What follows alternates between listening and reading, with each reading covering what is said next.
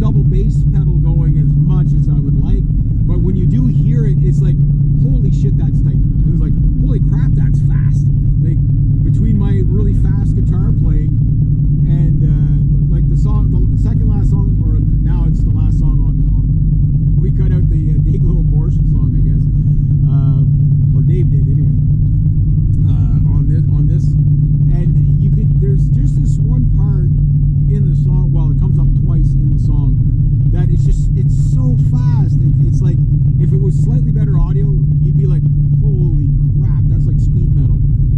And it's a couple of notes, and I'm trying to remember how to play the song, and I sort of remember, and I know I took the riff from a song I called Little Red Car, and it was based on the fate of a poor little Chevette that went to a scrapyard.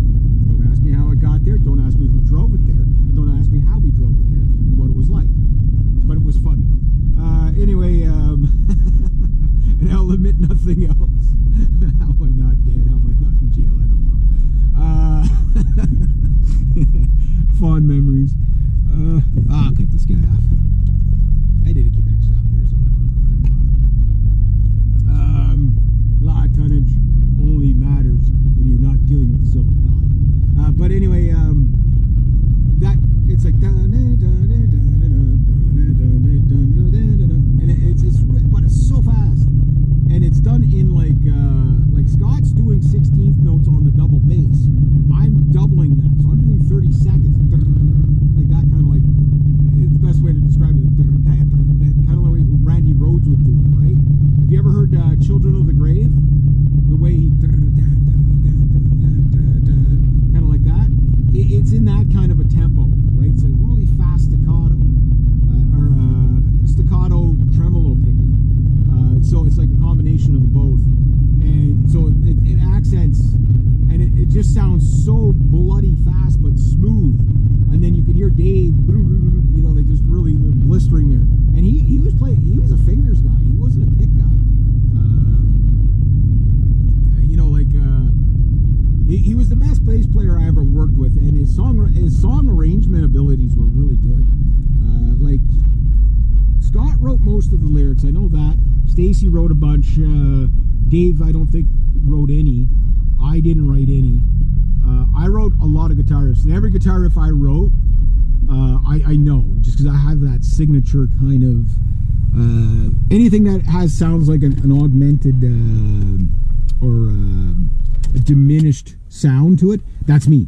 Mike is he was more, his riffs were just more like in your face. You know, grab a fistful of power chord and you know, just you know, burn your brain out with it and melt the paint off the walls. So yeah, he had some pretty savage sounds too. And the song that he did, his main riff, when he breaks into it, it just sounds so savage, and then I come in after, and yeah, it's just, yeah, just really cool, almost like old Judas Priest kind of vibe to it. And it's just really cool. Like, I think as guitar players we complemented each other very well. I was the more kind of Van Halen, flashy, George Lynchy Slash kind of guy.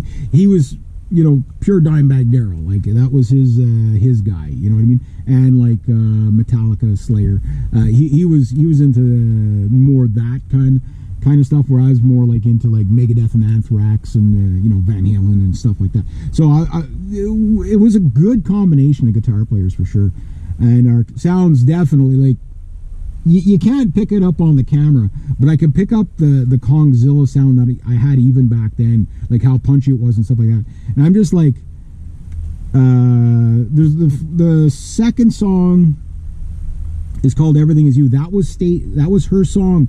I think it got some radio play back in the day too. That was with her previous band, but we took that song on, and there's just like some parts of it where when I'm listening, I hear all these little intricate things, right?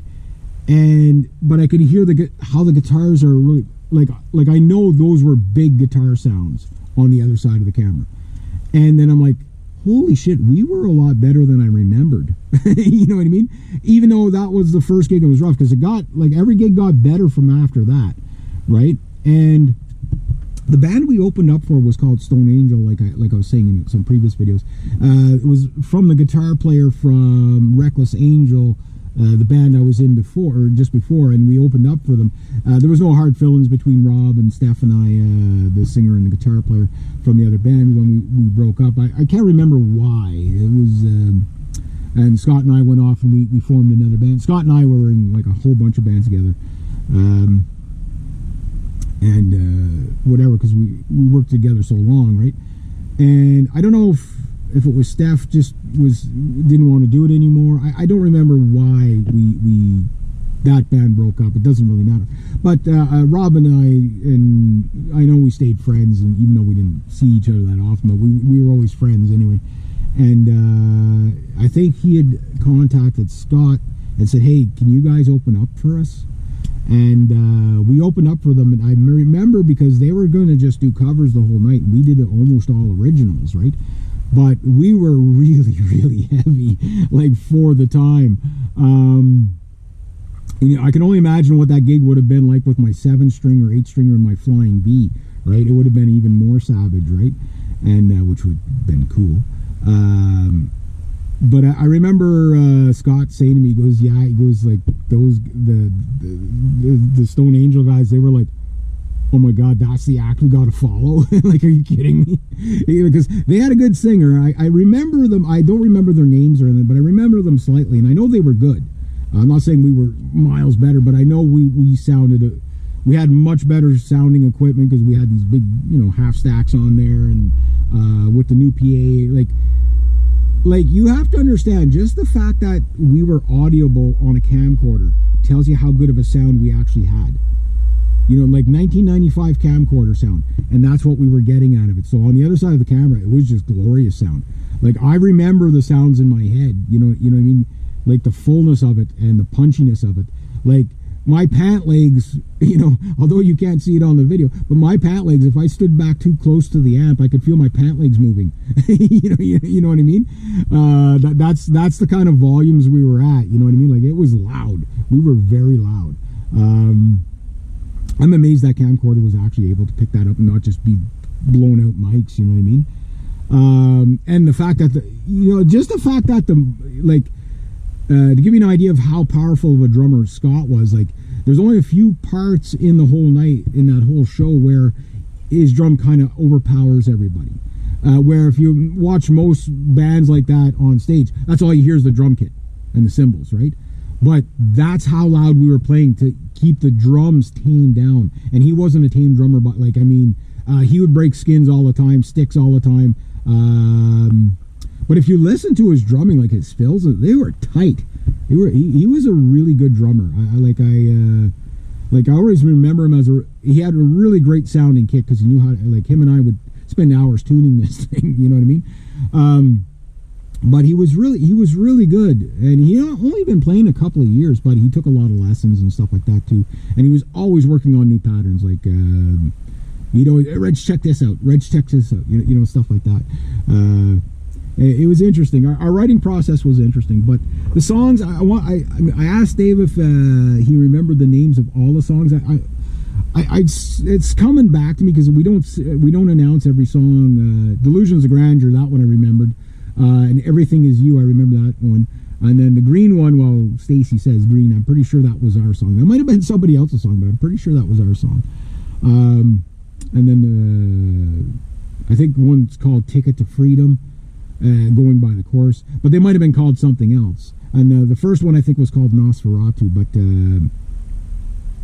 yeah, I'm not 100% sure on that. So I asked Dave if he remembered, and he hasn't answered me yet. But I'm going to see if he does have, because they did go to the studio to record these things, like a proper studio. I don't know if they went to Sound of One Hand Studio or Raven Street. I don't remember. I don't think they went to Raven Street, because that was like back in the 90s was like 125 an hour. That's like the most professional studio in Ottawa, right?